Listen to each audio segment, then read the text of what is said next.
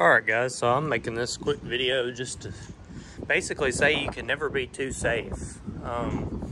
We happen to have our D3 Dozer here. Well, before I start, I'm going to go on and apologize. It's very windy today and I can't really do much about it, but I did want to make this video.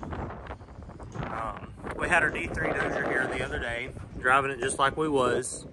I think my dad was driving it up from possibly grading this road here, and you notice it started smoking, so he hopped off.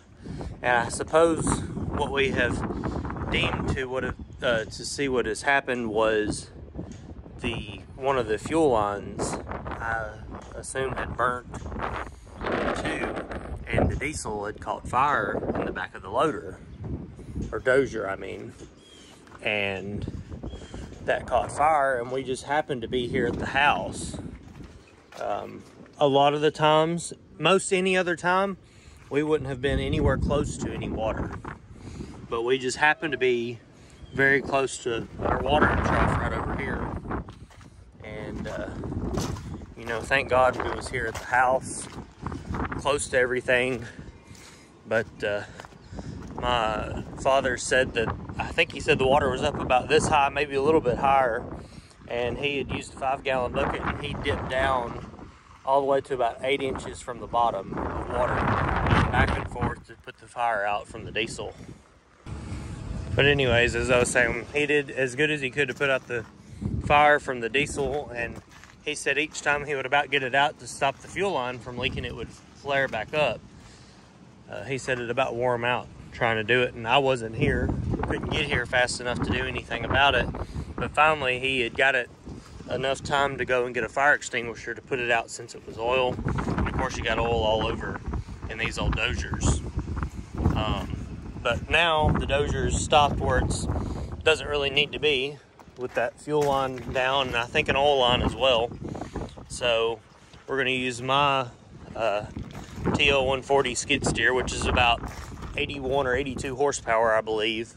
And then we're going to use his 5100M, which is, we've had deleted and tuned, so we actually think it's around 115 or 120 horsepower. He's going to pull with his, and I'm going to pick up the blade and push with mine, and we're going to attempt to move it just down out of the way down here.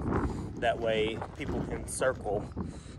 This is a loop, and of course it's right in the middle of it, so people can't get by very well, especially if you got a truck and trailer. So we're going to move it out of the way and then really get into it and assess the damage later on. But we will be buying fire extinguishers for every piece of equipment we've got. This Dozer had one on it, but it wasn't charged, so it didn't do us any good. So we're going to be getting one for most every piece of equipment: tractors, the Dozer, the 2 dump trucks, the skid steer, my dad's pickup truck, mine. So that's the plan. Just thought I'd show you all this, and I'll try and video us trying to move it.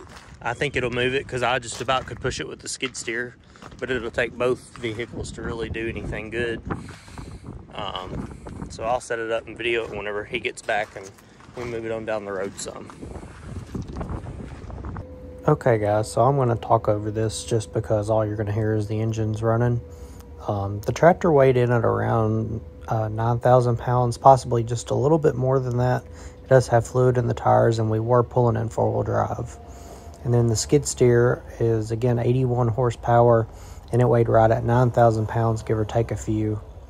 And then the Dozer itself weighs about 16,000 pounds. And we use the skid steer to pick up on the front blade to keep it from cutting in the ground. And then we pushed with the skid steer and pulled with the tractor. And the tracks were not rolling on the Dozer. We had somebody on it holding the joystick back, but it did no good. But I just wanted to give those specs. Thank you guys for watching. And just remember, a fire extinguisher is a lot cheaper than a new piece of equipment. So, I'll see you guys in the next one. God bless.